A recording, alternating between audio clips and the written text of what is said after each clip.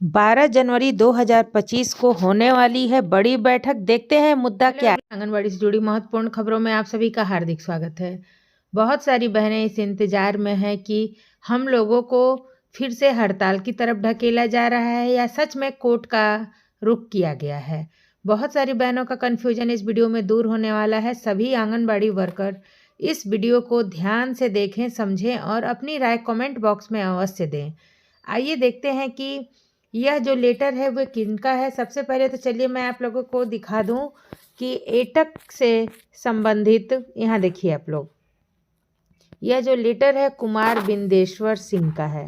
ठीक है, इसे आप लेटर कह सकते हैं क्योंकि हालांकि यह जो है कि लेटर पैड पर नहीं लिखा गया है, लेकिन यह लिखा हुआ उन्हीं का मैसेज है। आप मैसेज कहिए या लेटर कहिए, आप सभी बहनों से यही रिक्वेस्ट है कि वीडियो को बहुत ही ध्यान से सुने। मैं खुद इतने धीरे से और आराम से आप लोगों को बताने का प्रयास करूंगी कि सारी जानकारी आप लोगों को एकदम अच्छे से समझ में आ जाएगी।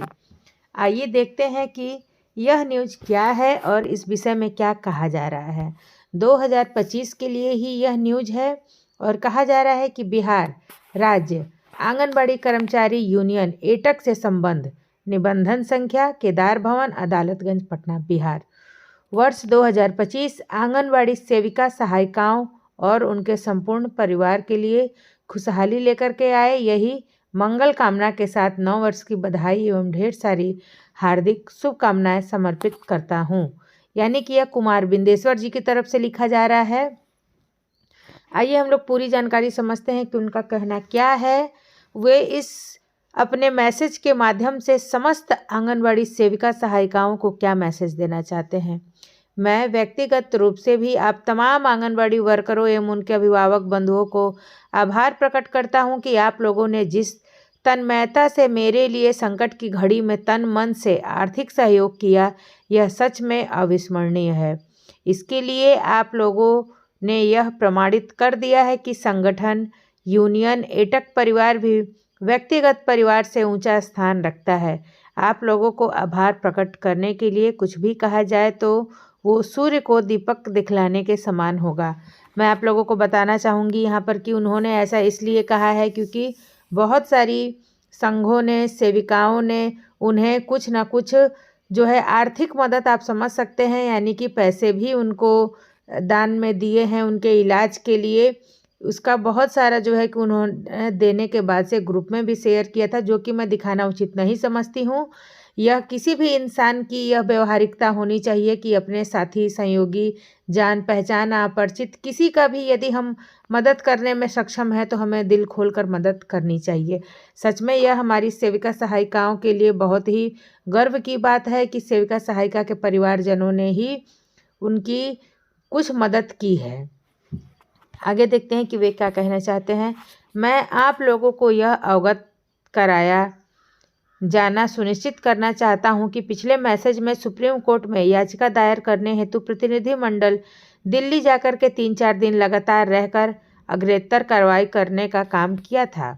सुप्रीम कोर्ट ने मान्यवर वरिष्ठ अधिवक्तागण द्वारा अब तक उपलब्ध कागजातों के अनुसार याचिका तैयार कर दिया है। पुनः मैं 24 दिसंबर 2024 को वरिष्ठ अधिवक्ता से मिलकर 15 दिनों के समय का मांग किया हूँ। यानी कि उन्होंने 24 दिसंबर 2024 को मुलाकात की है और 15 दिनों के समय का मांग किया है। तब तक देश के उच्च न्यायालयों यथा अन्य प्रदेशों में अब तक आंगनबाड़ी सेविकाओं सहायिकाओं के पक्ष में सरकारी कर्मचारी से संबंधित अगर कोई भी एविडेंस हो, हम लोगों को उसको जुटाने का काम करना चाहिए। नंबर 2 कि अपने राज्य के अंदर कोई भी आंगनबाड़ी सेविकाएं, सहायिकाएं और अभिभावक बंधुओं से विनम्रतापूर्वक आग्रह करता हूं कि आप लोग भी अपने स्तर से अपनी बुद्धि, ज्ञान, जानकारी और सक्षमता के अनुसार एविडेंस, सबूत, प्रमाण पत्रों को जुटा करके यूनियन एटक के राज्य कार्यालय को 10 जनवरी 2025 तक उपलब्ध कराने की कृपा की जाए, ताकि सभी कागजातों को लेकर दिल्ली जाकर के सुप्रीम कोर्ट में जल्द से जल्द याचिका दायर करवाया जा सके।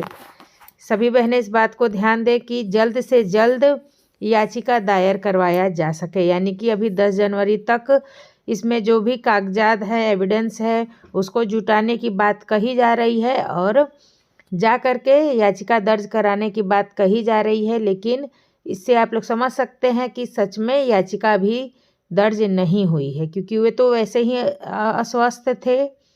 अभी उनका स्वास्थ्य में कुछ सुधार हुआ है। ईश्वर करे कि जिस तरह से उनके स्वास्थ्य में सुधार हुआ है, सेविकाओं ने भी उनका साथ दिया, बहुत सारी सहायिकाओं ने भी साथ दिया होगा, उसी प्रकार से वे भी अपनी सेविका सहायिकाओं का तन्मयता से पूरा साथ दें और ये सुप्रीम कोर्ट, हाई कोर्ट का जो भी है उसे वे अपने स्तर से देखते समझते हुए सेविकाओं के हित में कार्य करें, सहायिकाओं के हित में काम करें। आगे पूरा न्यूज़ पढ़ते हैं, उसके बाद से आप सभी के विचार की मैं कमेंट बॉक्स में इंतज़ार करूंगी। आप लोगों से 3 तरह की जानकारी उपलब्ध कराने का आग्रह करता हूं। ICDS के 6 सेवा के अलावा और कौन कौन सा काम लिया जाता है, कौन कौन सा काम लिया जाता है जिसका पत्र निर्गत किया जाता है और कौन कौन सा काम बगैर पत्र के यानी सिर्फ मौखिक आदेश से लिया जाता है। अन्य कौन कौन सा काम का पैसा दिया जाता है और कौन कौन से काम का पैसा नहीं दिया जाता है। इसके अलावा भी अगर और भी कोई कार्यालय या न्यायालय का कोई सबूत प्रमाण पत्र संभव हो तो उसे भी अवश्य राज्य कमेटी को उपलब्ध कराने की कृपा जायती आवश्यक सूचना।